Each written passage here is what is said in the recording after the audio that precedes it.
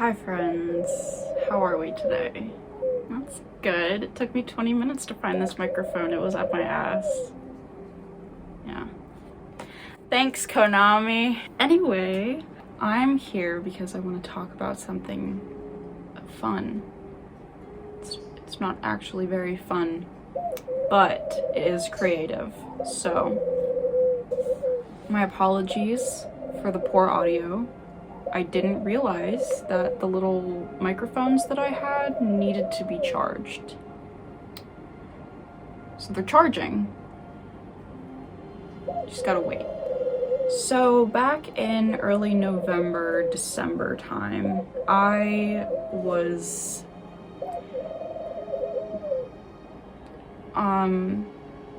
starting medication, and it was a very difficult time. I started on Prozac. It was actually very good until it stopped working. And then I have changed my medication multiple times since, and nothing has worked, really. I have tried Prozac, Lexapro, Prozac again, venlafaxine, Effexor, or maybe those are the same, I can't quite remember. Concerta. The last one I was on was venlafaxine. I'm weaning off of that, and I'm trying, it starts with an L, I don't know. It's a mood stabilizer. It's new for me. I've never heard of it. It was interesting when I started taking medications. I was like, oh yeah, I know Prozac painkillers. To quote a line from Radiohead, I know Prozac. I know about Adderall. I think I knew what Lexapro was, but we've started going down the list of new medications that I don't know. I just say yes when my psychiatrist asks, hey, are you interested? And I'm like, yes, girl, sign me up for it. I'm really curious to see if it works. So yeah, anyway, bringing this up because I started writing a lot of cathartic content for myself, obviously, because I don't post anything ever except for on here, and that's pretty new. So I thought I would tell you about this story that I started drafting. Didn't actually do anything with it other than kind of start writing it and then get distracted by other things and abandon it. But I found it while looking through my notes today, and I was like, this isn't that bad. I don't think I'm gonna pick it up, but I do find myself revisiting it in my head quite a bit, so I figured I would read you my little synopsis that I have written here. So, isn't that better? I remember it was a YouTube video I watched a while ago that someone said that whenever they're feeling bad, they pull up the Monterey Bay jellyfish live cam, and I hope that they know, whoever it was, because I don't remember, that they have helped me, because I love this. Okay, so, hi. I want to show you one thing before I get started. Work in progress, but I made a frog. I don't have a name for him, and he kind of looks like an alien more than a frog. That's my fault for putting his eyes too far away, but I used buttons, and then I felted his little face, so he's a work in progress. He's still got strings. I gotta get rid of him, but yeah, I'm gonna put him over here so you can kind of see him.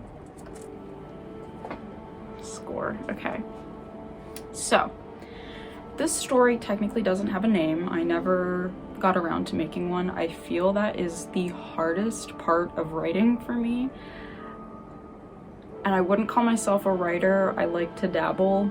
That's it. I have lots of hobbies. So anyway, whenever I do write things, coming up with titles is very hard, and sometimes I will just come up with one word that in some kind of catches the mood of what I am writing, and sometimes I use a word or two from an Interpol song because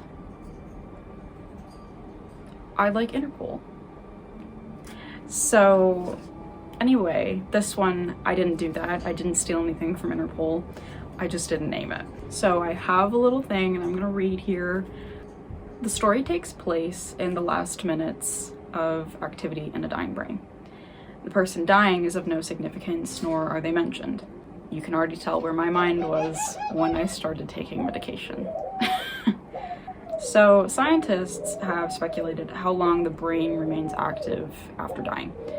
Others who have popularized the science fiction idea of those minutes after death feeling like days, months, or even years. I find that idea very compelling, with myriad possibilities. Could one live a whole other life in that handful of minutes? Would anything dreamt in there be anything, any less real than our real reality? Is it just a film reel of the dying's life, the flash behind or flash before the eyes that we've all heard about and seen in movies? I don't think anyone can really say. I suppose this all came about after reading some NDE, or near-death experiences for the uninitiated testimonials, and I find that to be an interesting extra kernel of context, though not something that is necessary to understand anything in the story. While feeling quite low, I did go on r/NDE and I liked reading people's stories. I thought that was really interesting, people accounting what they experienced when being pronounced dead medically or in comas or anything like that. I always found that really interesting. So, and it also kind of gave me a wake-up call to enjoy my life just a little bit more. I think the closer that I get to the morbid, like, for example, I've been, consuming a lot of true crime content, which I probably shouldn't, and a lot of body cam footage, and I do think it's kind of desensitizing me. But when I read accounts of people that are dealing with horrible or horrific instances of near death and sharing what they've experienced, and it's not always, it's about feelings and experiences, things like that, it kind of puts it in perspective for me that these aren't like things to be sensationalized, and death shouldn't be a thing that we long for unless you are in extreme agony and you have a terminal illness, or something that your quality of life is just no longer there. I can understand that, but I think for me, I'm very privileged. I'm in a good spot. I am not physically hurting. I barely even have back pain or knee pain. I don't need to long for death. So, yeah. Anyway, first, I'll go over the characters. So, there are 4 characters. 2 are non-human and 2 are human. So, and each character is a representation or a manifestation of part of the psyche, or a remnant of the personality or previous state of the dying individual of the story, whom we never know. So, in order of introduction in the story, I'll start with the serpent. So, I will put up an image of I haven't done a lot of drawing of these characters yet.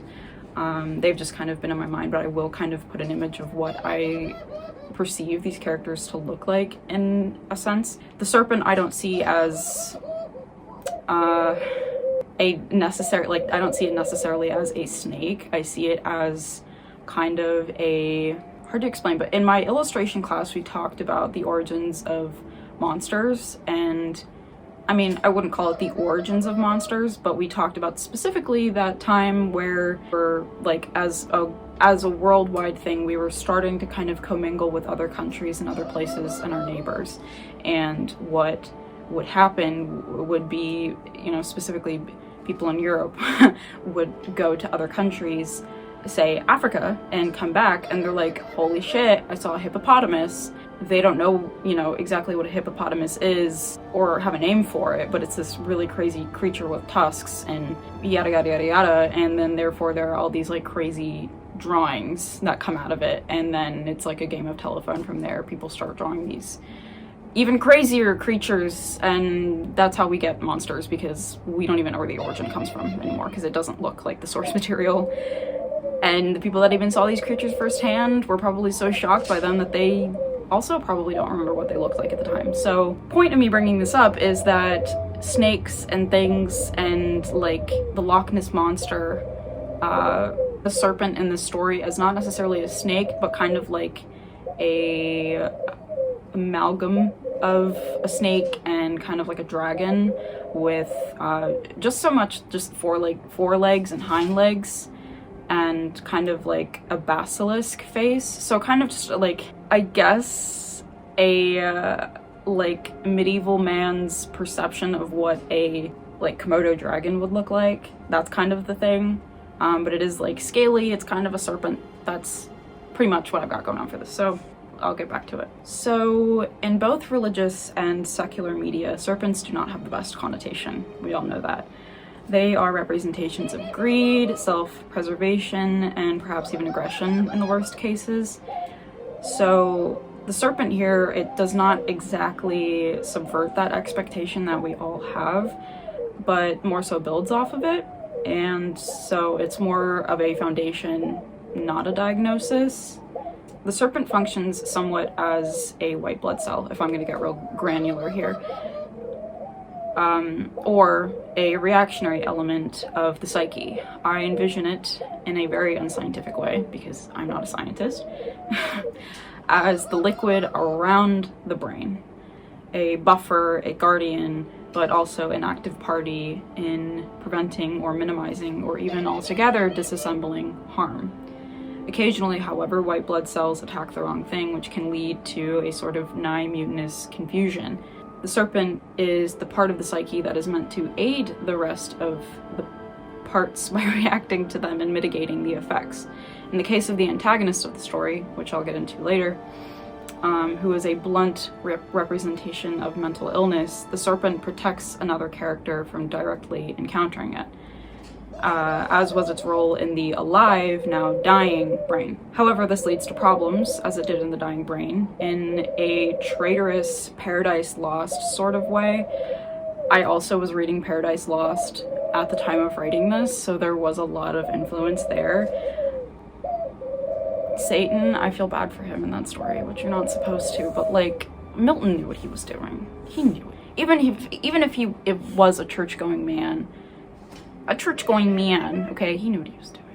He's making us feel bad for Satan, even though if that was his way of saying that, like, Satan is smart and makes you feel bad for him as a way of getting in your head, and that's why you need to get closer to Jesus, okay? Even if it wasn't that way, he still knew what he was doing. The brain, above all, wants comfort when faced with discomfort or internal conflict, and it will cheat, bribe, and connive its way to get it, such as the serpent's desire. And despite the serpent's loyalty in the story and its determinedness, that desire stays prevalent. So no matter what, whatever it will take, your brain will make that leap. It will jump to that conclusion. Anything to make it make sense. I remember watching a YouTube video, some of you may know it, where, I can't quite remember, but it was a guy talking about what happens when the right and left hemispheres of the brain are severed. That like little bit of flesh juice, brain matter, I don't know, keeping them connected when you cut them, there is not a easy way for any way for our halves of the brain to connect with, or to communicate with one another. So one half will do something and the other half will come up with what seems like a rational explanation in the head at that time, even if that's not the reason why that part of the brain did something. And it brought up a really interesting conversation of the idea of actual free will, and if we have that, or if it's just the brain constantly focused on rationalizing our state of being. Who knows? That's a little too meta for me. I can't really have an opinion on that. Don't know, don't care, don't want to think about it. So anyway, that's the serpent. The serpent is not necessarily, none of the characters in this are evil.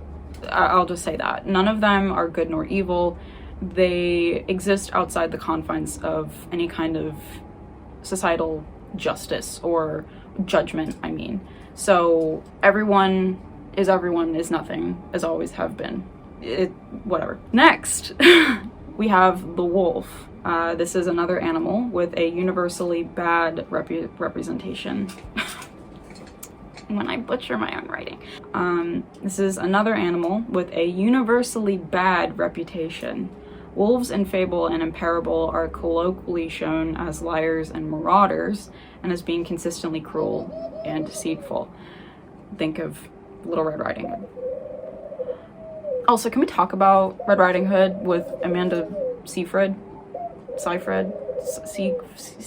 I don't know. Love that. I love, out of all of the 2010s, like, love triangle, baloney garbage, that's my favorite. Anyway. Across the cultures, we have mixed feelings on the original canid, decrying it as wholly dangerous and predatory in one corner of the globe, whilst revering it as noble and loyal in another. But in this story, the wolf is very much portrayed by the knee-jerk assumption of antagonism. It is out for its own interests, or so it believes, and I'll get into that later, but it's kind of introduced as the first antagonist and is kind of an ancillary or assumed antagonist for the rest of the story, even if it is part of the main group. Like, they're all kind of together moving towards a shared purpose. It does change, the wolf does come around, but it is not like the main protagonist, or antagonist, but it is kind of just always an irritant, you know? Right, so the wolf here is as dichotic as its image. It is a representation of the psyche's needs, or rather of its needs not being met, as well as being a representation of self-ascribed callousness, a guise for the fear of true vulnerability. The wolf is starving. It's been starving for as long as it can remember, because this forest is completely empty and who knows how long the wolf has been there. And it, like the serpent, will do anything to slake the need. And in doing so, will project an image of apathy, veering on extreme self-defamation to cover its tracks. So to kind of build off of that, the wolf is a creature that will kind of take, like, it will take on any crime, and it'll be like, yeah, I did it, because it's just the idea that it wants to keep things at bay. Yeah, I'll explain further onto that. I just wanted to, it's basically just like, yeah, you know what I mean? Anyway, for example, the wolf claims to have eaten its young. Half of its tail is also missing. It becomes clear that the wolf did not eat its young throughout the story, implicitly, though not explicitly, but instead devoured a part of itself to sustain. So rather than kind of, see, no, that's not even true, because I was going to say that rather than own up to the idea that it had to sacrifice a part of itself to sustain, because it wouldn't find that to be a shameful thing. That's just following its own instinct. I don't think animals have shame. They don't need it. But I do think that the wolf is delusional. I do think that this is which, to be fair, can animals be delusional? Is that a wholly human thing to be? I don't know. Do you think that the wolf never actually had young, had some kind of like psychosis or some kind of mental break or something, if that's even possible, and imagined the whole thing, or imagine the whole thing posthumously after everything happened, after they already, you know, ate part of themselves, you know what I mean? It goes the extra mile to ensure that it is perceived as cruel, will take accountability for any wrongdoing that it did not commit in reality, all to maintain the guise. Which again, I don't think that's true. I don't think I mean that. I think, like I said, I think that it truly thinks that it's bad. And not necessarily that it's bad, just that it, I don't know if I'm getting my point across, but it's just the idea that, like, it is gonna do what it needs to do, and that's that. But there's another level of humanity there, so I'll come back around to that. I do think the wolf was one of those characters that I hadn't completely fleshed out yet. I think the serpent is very, like, it has a strong ring to it, like, in the sense that it makes sense to me completely. Like, there's not a part of that character that I'm confused by. The wolf, though, I do think I needed to kind of flesh out a bit more. But I'll read the rest of what I have written here, but keep in mind that, you know, maybe some of it I don't really agree with now, you know, a couple months later. It is easy to accept the role of villainy when it is the only thing a person has ever considered. The wolf routinely says that it's starving and makes threats against another character, who I will talk about in a minute, but never acts on them. It believes wholly in these threats, believes wholly in its villainy, and so does another character. Well, two characters actually. It is simply a representation of part of the brain that, when not satisfied, and when presented with the most efficient way to combat the discomfort like the serpent, it turns away from the vulnerability that would lead to fulfillment, as the statement, "I'm starving," is routinely ignored, and fully embraces the secret of self-loathing and projects a disguise that is so convincing that it dupes everyone, including itself. So I do think I agree with that. It's just more so that last part that I like. That I do think in the beginning, maybe the wolf did kind of think that it needed to push this idea or have this mantra in their head that, you know, they're a bad creature and, you know, whatever, because like that's what they need to be. But they're so down the line with this thinking that it's not even a thought. It's just like this is their way of being. And so vulnerability isn't even a consideration. Any kind of asking or any kind of appealing to anyone else, trying to, I don't want to say fit in socially because that doesn't really account for much in this story. I mean, kind of, but it will take what it needs. It's not going to ask, it's not going to fawn or do anything that would kind of need to like glamour another thing or appeal to another thing to get what they need. They can take it, they will take it, they have taken it, that's that. There is more to this character, but they don't think that. So, these are the two animal characters. Next are going to be the two human characters. Now we have the child. This is the second human in the story. The second one I will, talk about later. So, the child is simply the manifestation of the inner child in the dying brain.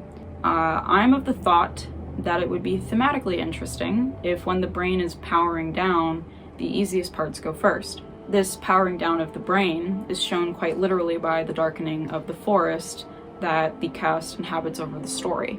So the setting of the story takes place in a sort of circular forest, right? So there's the outer edge, that is where the beginning of the story takes place, and then there's the inner edge. And because I was reading The Road at this time, ash was definitely a huge thing on my mind. So the forest, or the world, is covered in ash and snow because the world is cooling after like kind of a great fire kind of thing, and because of the antagonist, which I'll go over, which is the second human in this story, but because of the antagonist and because of the world cooling, the main characters all move towards the center of the forest, which is where it's lighter and warmer and there are more perceived prospects. Anyway, in the beginning, there is this black pool or black pond on the edge of this forest, and it's kind of a primordial ooze, and the serpent kind of is ejected or expelled from this pool. And there are a lot of equivalences to birth, pretty much. This pool is kind of like the the womb, and the serpent, after it is pushed from the womb, it's covered in the placenta. So the first thing that the serpent does is use its claws to get out of that. And after a second, after it's kind of laying there wet, heaving, in the pain of birth, basically, it realizes that something is attached to it. And that freaks it out, so it kind of pulls forward and it's thrashing a little bit, and then it sees that something's holding onto its tail, and that would be the child. I will get into this later, but that's essentially what the beginning is. And the wolf is basically watching all of this and seeing a potential meal out of the serpent and the child, and if not the serpent, then the child, because, again, I'll get into it in a second. Part of the brain has not been granted closure and is not ready for death. This would be the inner child. It is reborn in this world, ejected from the womb of the drowning brain, with its unorthodox sibling, the serpent. Again, this is a nod to Paradise Lost, because I was huffing Milton's fumes. Paradise Lost and the eternal bond of man and the serpent. The brain cannot exist without a buffer. The serpent is binge drinking and sex just as much as it is meditation and talk therapy. The wolf is a result of the serpent, and the serpent is a result of the child, the original child. The child and the animals are on a journey to the innermost ring of the forest, the warmest part that calls to them at the outermost ring. The serpent is bound to the child and goes with. The wolf is starving and sees a prospective meal. Needs will be met, and they will all disappear. The wolf is watching as both serpent and the child are birthed from this umbral ooze, and the child, once it's pulled out of the pool because its grip on the serpent's tail is so strong, the serpent is able to pull it out. The child is not moving, and that's when there is kind of communication between the wolf and the serpent, and both of them are very much antagonistic forces to one another. They do not like each other. It's alarming. The wolf is continually saying, it's dying, it's dead, let me have it, I'm hungry, I want it, I want it. Basically repeating the same thing over and over again. And the serpent is like, not necessarily saying, what are you talking about, but like, get the fuck away from me, get away from me. And the wolf is like, don't you smell it? Like, it's dead, it's going to die, give it to me. So that's when the serpent decides to look at the child and sees that it's not breaking out of its placenta, basically, and does it for them, and then realizes that still the child is not breathing. So the wolf, again, chiming, it's dead, it's dying, give it to me, give it to me. It sees that, like, you know, the child's lips are blue and like not breathing, and for some reason it decides to just like tap on its chest, right? And this kind of brings the child up, and it starts like vomiting water, and that's where that is. And that is kind of where there is the introduction of the main antagonist of the story, the last human that I have to talk about. And this is the Man of Chains. This is the other human character. So it is not so much seen as felt, something akin to a force like nature. The Man of Chains is neither good nor evil. It exists, again, outside the construct of judgment. And as mentioned earlier, it is a manifestation of mental illness, a disease of the brain that does not kill on its own. More so, it's the brain's response to the disease that is the real murderer. The Man of Chains is the main antagonist that ushers the cast towards the inner ring and closure, a prospective boogeyman that puts fears in the hearts of the characters, but in reality does nothing more. He's never seen, for the most part. I mean, he's somewhat seen in the sense that, like, his shape, but no one could really give details. He always kind of appears when people are needed to be pushed forward, and everyone kind of knows that they have to hide. They don't really know who this person is, they just know that he's bad, and the only thing that they know of him is that he has chains, because they can hear the rattling. That's that character. And one other thing that I just want to touch on before I'm done here is that none of the characters will be referenced with any kind of gendered language. I really like Cormac McCarthy. Let me just say that. I love his writing. I definitely wrote way too much like him in the beginning, and I was using a lot of purple prose because I'm not Cormac McCarthy. And I really liked his use in Blood Meridian and The Road. I liked his use of saying the man or the child, or, you know, not using names. I think that's a really interesting kind of mysterious way to kind of keep a distance with the reader in a way. And in this, I also want to take that a step further, and kind of take away the ability to have any kind of bias about the character. I have my own assumptions about, like, say, the gender of the characters, but I don't want to superimpose that or project that onto whoever's reading it, their idea of these characters, right? So I want there to be just a level of disconnect and vagueness about these characters. Like, you're not supposed to know their name, what they look like for the most part. Like, the child, you're not going to get any like defining features other than like maybe that it's kind of underfed and like this kind of weak runt of the litter that definitely would not have survived if it were like in the animal world. It would have been eaten.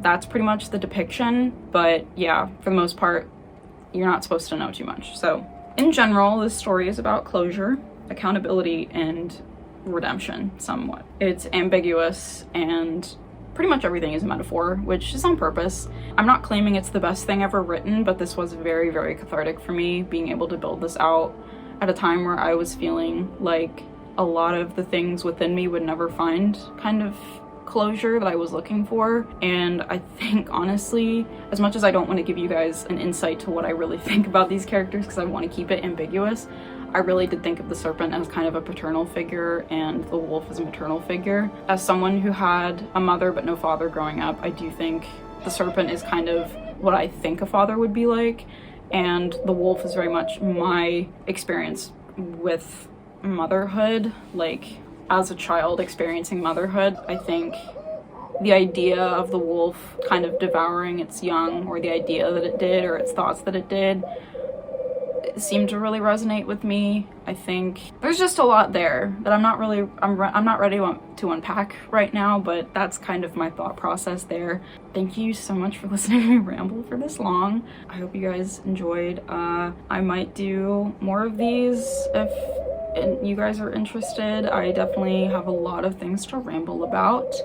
I have another story that I had to write for college. It was called The Chimera Animus. It's a bit of a doozy. If you guys are interested, I can always talk about that. I have lots of art to go with it too, because that was basically my thesis. I hope you all have a great evening, great day, great morning, great tomorrow, and I will see you soon.